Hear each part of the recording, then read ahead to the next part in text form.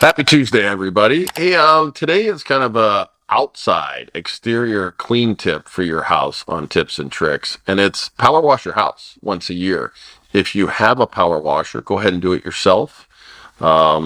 Make sure that when you're doing it, you use a lighter nozzle setting to start with. When I first started using my power washer, I actually wrote into my driveway because I had way too high of a nozzle setting on it. Once I figured out to use more of the yellow nozzle instead of the red burn a hole into your driveway nozzle, things were a lot better. But you want to do that. I like to do it right after the pollen all falls in the spring. And then again, I'll sometimes power wash it in the fall after all the junk, the leaves and stuff have come down. It'll keep your house sparkly and clean. And really, when you get done doing it, it looks like you painted your house because it really needed a bath, right? You can have fun with that.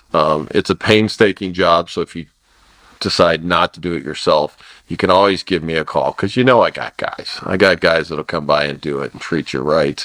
And after you do it, it'll look great. You'll be real happy with the outcome of power washing that house.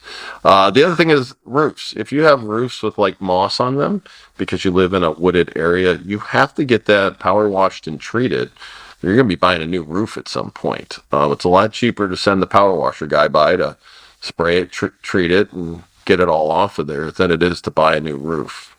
Okay, so hey, until next week, enjoy your week, and we'll see you at Tips and Tricks next week. Have a good one. Bye.